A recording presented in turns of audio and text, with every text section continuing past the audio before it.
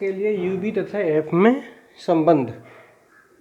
तो इसमें हम सबसे पहले देखेंगे यू क्या होता है। यू होता है लेंस से वस्तु की दूरी, वी होता है लेंस से प्रतिबिंब की दूरी और एफ है लेंस की फोकस दूरी।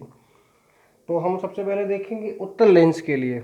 ये हमने कोई वस्तु मान ली ओ डैश है, इसका प्रतिबिंब आई आई डैश बन रहा है। तो इसमें हमने वही दो नियम लगाए हैं। कैसे?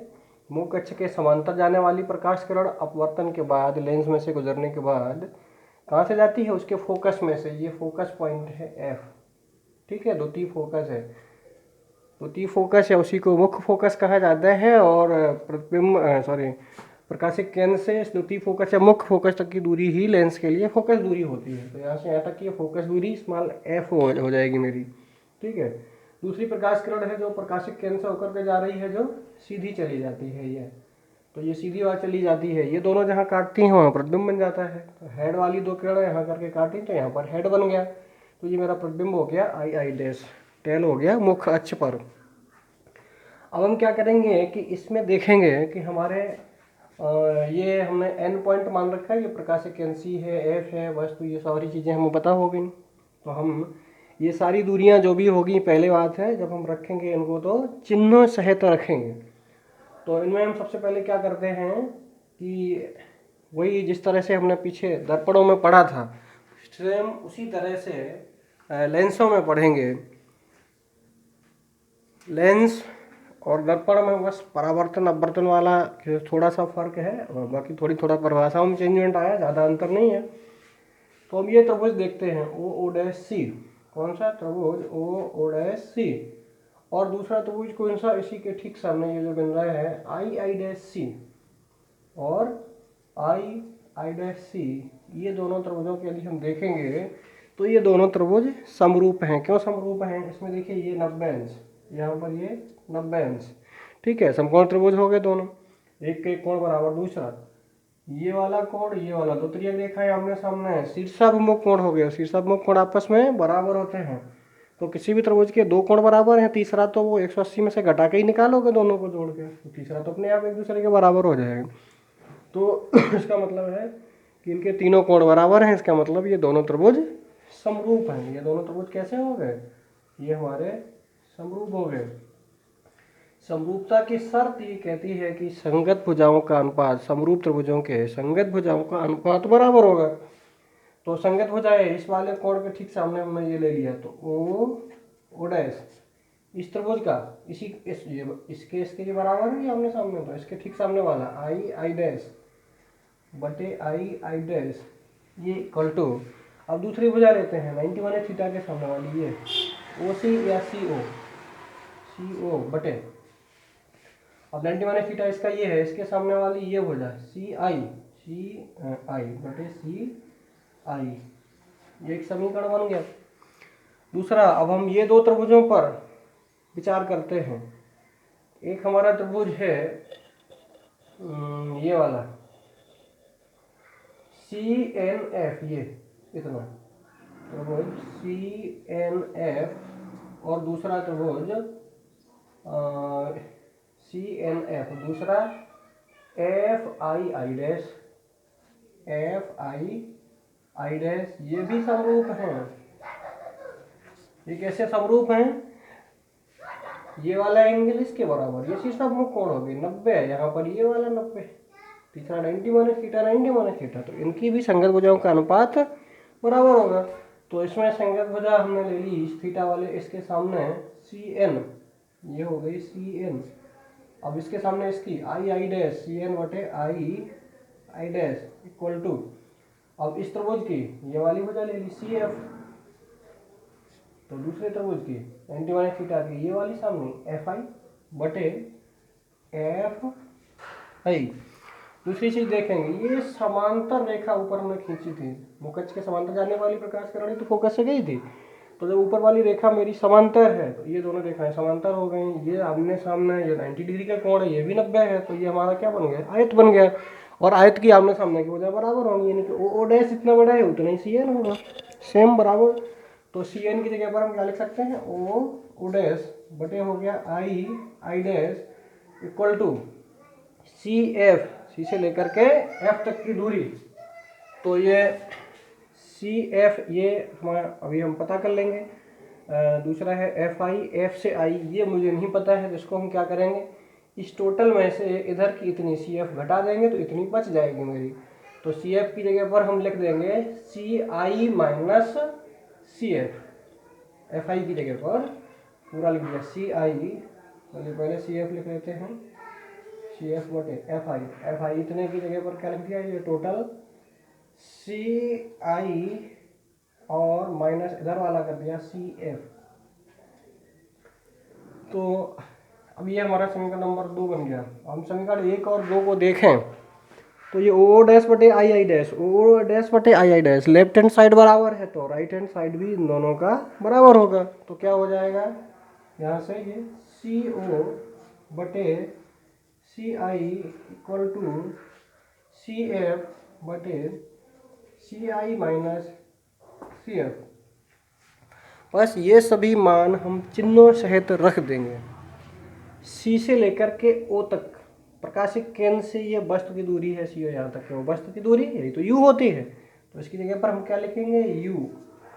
अब देखेंगे ये लेंस के प्रकाशिक केंद्र से लेफ्ट साइड है, लेफ्ट का मतलब ये दूरी ऋणात्मक ली जाएगी, तो माइनस का यू चिन्हों सहित मान रख रहे हैं, बटे सी आई, सी से लेकर के आई तक ये प्रतिबिंब की दूरी है, प्रतिबिंब की दूरी को वी मानते हैं, तो बटे हो गया वी। ये प्रकाशिक केंद्र से राइट हैंड साइड की है, तो राइट हैंड साइड की दूरियां धनात्मक होती हैं, तो प्लस का ही बना रहने दिया, इसमें से नहीं लगाया हमने माइनस का। कंसम सी एफ, सी से लेकर के एफ तक का ये तो फोकस दूरी है, फोकस से ही तो जा रही होगी समांतर किरण, तो ये फोकस दूरी है, फोकस दूरी को एफ से प्रकट करते हैं और राइट हैंड साइड की है तो इसलिए प्लस की एफ स्मॉल एफ बटे सी आई, सी से लेकर के आई तक की राइट हैंड साइड की है, पॉजिटिव आने वाली है, ये प्रतिबिंब की दूरी है we, minus C F, C से लेकर के एफ तक की ये दूरी, ये भी राइट हैंड साइड की तरह है और फोकस दूरी के बराबर है। अब बस इस समीकरण को हम हल कर देंगे। तो अब क्या करेंगे, त्रियक गुणा किया तो वी का इसमें किया तो माइनस का यू वी, फिर माइनस यू का एफ में किया तो माइनस माइनस प्लस यू और F, U F equal to B का उधर हुआ तो वी एफ।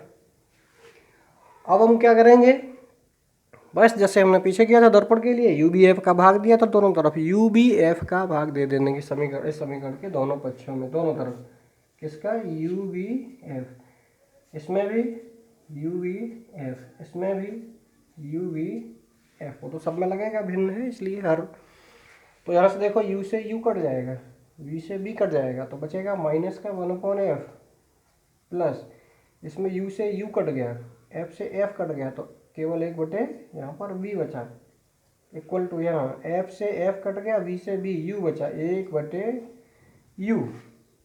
ठीक है, तो अब हम क्या करेंगे कि 1/f को रोक लिया, minus 1/f equal to 1/u और 1/v, 1/v उधर ले गए तो माइनस की हो गई 1/v और 1/u पहले से लिखा हुआ है प्लस का, तो ये हमारा हो गया 1/v प्लस 1/u। अब ऋण चिन्ह का दोनों तरफ यदि हम गुणा कर दें तो क्या हो जाएगा, ये प्लस का यदि इसको लिख लें तो 1/f, ये माइनस वाला प्लस का हो जाएगा, दोनों तरफ -1 का गुणा कर दिया तो माइनस माइनस प्लस 1/v और माइनस 1/u, माइनस 1/u चिन्ह बदल दिए, प्लस वाला माइनस का, माइनस वाला प्लस कर दिया दोनों तरफ, तो 1/f इक्वल टू क्या हो गया, 1/v माइनस 1/u। यही हमारे ये उत्तल लेंस के लिए सूत्र आ गया। फोकस दूरी का सूत्र भी कहते हैं इसे, लेंस का सूत्र भी कह सकते हैं इसे। तो 1/f बराबर 1/v माइनस 1/u। अब हम बात करते हैं अवतल लेंस के लिए, ये यू बी एफ इन तीनों में संबंध आ गया। अवतल लेंस के लिए बात करते हैं, तो अवतल लेंस में क्या होता है, हमने ये त्रिभुज देखा ओ डैश सी त्रिभुज, ये तो हमारा उत्तल के लिए हो गया त्रिभुज ओ डैश सी, और दूसरा त्रिभुज ले लिया आई डैश सी, वही वाले लिए, इसमें लेकर आई डैश सी लेफ्ट साइड है, और त्रिभुज आई डैश सी, ये त्रिभुज भी समरूप हैं। पहले तो देख लो कि ये बना कैसे, अवतल लेंस है, ये कोई वस्तु ओ डैश रखी हुई है, मुख्य अक्ष के समांतर जाने वाली प्रकाश किरण द्वितीय फोकस से आती हुई प्रतीत होती है। तो ये इस तरह से बाहर चली गई और कहाँ से आती हुई प्रतीत होती है? द्वितीय फोकस से। ये पॉइंट हो गया फोकस है, ये डॉटेड लाइन यहाँ पर काट रही है। अब क्या करते हैं, दूसरी प्रकाशिक, यहाँ से हमने ले लिया प्रकाशिक केंद्र की ओर जाने वाली प्रकाश किरण हमेशा सीधी निकल जाती है बिना विचलित हुए। तो ये सीधी निकल गई, जहाँ पर ये दोनों किरणें काट गई वहाँ पर हेड बन गया, तो ये मेरा प्रतिबिंब बन गया आई आई डैश। ठीक है, ये पॉइंट हमने एन मान लिया, ये इसी प्रकाशिक केंद्र है। बस तो एफ सारी चीज़ें आपको पता हो गई। अब इसमें इन दो त्रिभुजों पर हम देखते हैं। ये कोण देखिए, ये बड़े वाले त्रिभुज में ओ डैश सी में और आई आई डैश सी दोनों में कॉमन है, वो तो एक ही है कोण दोनों का। तो इसका मतलब ये कोण बराबर हो गया। इसका ये 90 अंश, ये 90 अंश, क्योंकि वस्तु को हम हमेशा मुख्य अक्ष के लंबवत रखते हैं। तो दोनों 90 अंश, तो तीसरा 91 अंश थीटा, तो इसका मतलब ये समरूप हो गए, तीनों को एंगल बराबर हो गए। तो इसमें भी हम क्या करेंगे, वही निकालेंगे, वो डैश बटे संगत भुजाओं का अनुपात बराबर होता है समरूप त्रिभुजों का। तो ये संगत भुजाएं इस बड़े वाले त्रिभुज की ले ली हमने, ओ डैश बटे छोटे वाले त्रिभुज की आई आई डैश बटे आई आई डैश इक्वल टू दूसरी भुजा ले ली इस एंगल के सामने, यहाँ से लेकर ओ से लेकर सी तक की, तो सी ओ बटे छोटे वाले त्रिभुज की इस एंगल के सामने सी आई बटे सी आई, समीकरण नंबर 1। अब हम दूसरा त्रिभुज देखते हैं। एक त्रिभुज ये जो बाद में बनाएंगे डॉटेड लाइन से, एफ एन सी, ये वाला एफ एन सी त्रिभुज एफ एन सी, और दूसरा त्रिभुज यही वाला ले लिया आई आई डैश एफ, इधर का आई आई डैश एफ। ये दोनों भी समरूप हैं। इस बड़े वाले त्रिभुज में देखो ये एंगल इस छोटे वाले त्रिभुज में भी आ रहा है और ये बड़े वाले त्रिभुज में भी आ रहा है। ये 90 है, इसका ये 90 है टोटल, तो तीसरा 91 थीटा। इसका मतलब है कि ये भी त्रिभुज समरूप हो गए, तो इनकी भी संगत भुजाओं का अनुपात बराबर होगा। तो संगत भुजाएं इसकी, तो इसके इस एंगल के ठीक सामने बड़े वाले त्रिभुज की एन सी, छोटे वाले त्रिभुज की इसकी सामने की है आई आई डैश बटे आई आई डैश इक्वल टू बड़े वाले त्रिभुज की इस एंगल के सामने वाली एफ सी या सी एफ, छोटे वाले त्रिभुज की इसके सामने की एफ आई बटे एफ आई। ये अब यहाँ पर यदि हम देखें ये एन सी, ये देखो मुख्य अक्ष के समांतर आ रही बिल्कुल इसी की तरह, तो ये हमारा आयत बन गया।